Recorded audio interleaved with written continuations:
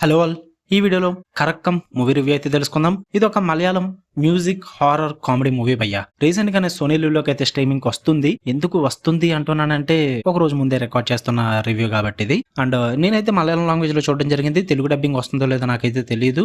Subtitles తో చూసాను నేనైతే. మూవీ రన్ టైమ్ వచ్చేసి 1 అవర్ 40 మినిట్స్ అయితే ఉంటుంది. స్టోరీ ప్లాట్ విషయానికి వచ్చేస్తే మెయిన్ లీడ్ అయిన హీరో అండ్ అలాగే వేరే పర్సన్ తో కలిసి ఒక కేవోస్ నుంచి తప్పించుకోవడానికి ట్రై చేస్తూ ఒక శ్మశానానికి అయితే వెళ్తారు. అక్కడికి వెళ్ళిన తర్వాత వెళ్ళిన వాళ్ళు కుదిరిగా బయటికి రాకుండా కొన్ని తేట పనులు అయితే చేస్తారు. అది చేయకూడని పనులు అయితే చేస్తారన్నమాట. ఆఫ్టర్ దట్ వాళ్ళని కొన్ని దయ్యాలు అయితే వెంబడిస్తాయి. అసలు వాళ్ళ ఆ శ్మశానంలో ఏం చేశారు, మరి ఆ దయ్యాలు ఎందుకు వాళ్ళని వెంబడిస్తున్నాయి, అసలు ఏం జరిగింది, వీడి చుట్టూ నడుస్తుంది భయ్యా ఈ కరక్కం అనే మూవీ.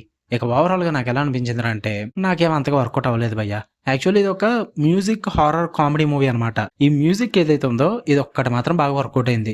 స్టార్టింగ్ నుంచి ఎండింగ్ వరకు మ్యూజిక్ డైరెక్టర్ ఎవరో కానీ పీక్ డ్యూటీ చేశాడు. అసలు సాంగ్స్ చాలా బాగుంటాయి. మెయిన్ గా ఇంగ్లీష్ వెర్షన్ సాంగ్స్ అయితే వస్తాయి అనమాట. చాలా బాగుంటుంది ఆ దయ్యాలకు సంబంధించి.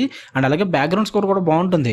బట్ దానికి తగ్గ సీన్సే లేవు సినిమాలో. అదే బిగ్గెస్ట్ ప్రాబ్లం. ఆ మ్యూజిక్ పరంగా అయితే నేను అస్సలు పేరు పెట్టను. నాకు చాలా బాగా నచ్చింది. మెయిన్ ప్రాబ్లం ఏంట్రా మూవీతో అంటే హారర్. అసలు హారరే కాదు ఇది. అసలు తీసి పక్కన పాడించి ఓన్లీ దయ్యాలు ఉన్నాయన్న పేరుకి ఆ దయ్యాలు కూడా మంచిగా డాన్సర్లు గెటప్ వేసుకుని విత్ మేకప్ తో ఎప్పుడో అప్పుడెప్పుడో 2000 ఈ టైంలో చూసే టైప్ లో ఉంటది అనమాట దయ్యాల సీక్వెన్స్ అన్ని కూడా. సో అంతగా వర్కౌట్ అవ్వో. లిటరల్లీ కెమెరా ముందు సడన్ గా కనిపించి కెమెరాని చూసి గట్టిగా అరుస్తూ ఉంటాయి అనమాట. ఇప్పుడు ఏంటి నేను కళ్ళల్లోకి కళ్ళు పెట్టిన సాంగ్ వేసుకోవాలంటే మేము వాళ్ళతోటి ఎందుకు ఇలాంటి సీన్లన్నీ మాకు అర్థం కాదు. నాకైతే అసలు నచ్చలేదు. నవ్వు వచ్చింది వాటిని చూస్తుంటే. హారర్ సీన్లకేమో నవ్వు వచ్చింది, ఇంకా కామెడీ సీన్లకేమో చిరాకు వచ్చింది. అది పొజిషన్ సినిమా తోటి.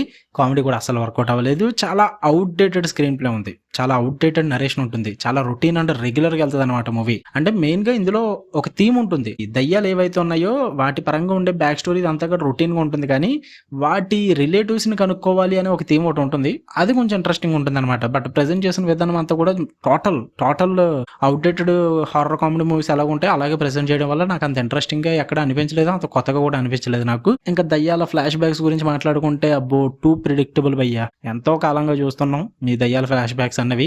చాలా రొటీన్ గా అనిపించింది. నాకైతే అస్సలు వర్కౌట్ అవ్వలేదు. మళ్ళీ దీనికి పార్ట్ 2 కూడా ప్లాన్ చేద్దాం అన్నట్టుగా లాస్ట్ లో ఒక చిన్న క్లిఫ్ హ్యాంగర్ లాగా. నాకైతే వర్కౌట్ అవ్వలేదు భయ్య. మూవీ స్టార్టింగ్ నుంచి ఎండింగ్ వరకు ఫ్యామిలీతో చూడొచ్చు అంటే చూడొచ్చు, ప్రాబ్లం ఏం లేదు. 1-2 సీన్స్ ఉంటాయి, అవి స్కిప్ చేసుకుంటే సరిపోద్ది. ఉన్నదంతా ప్రాబ్లం ఏం లేదు. సోనీలో ఉంది, చూద్దాం అనుకుంటే ట్రై చేయండి. మీకు కానీ వీడియో నచ్చితే లైక్ చేయండి, షేర్ చేయండి, మూవీ నచ్చితే కామెంట్ చేయండి. మళ్ళీ నెక్స్ట్ వీడియోలో కలుద్దాం. Until then love you all. Bye.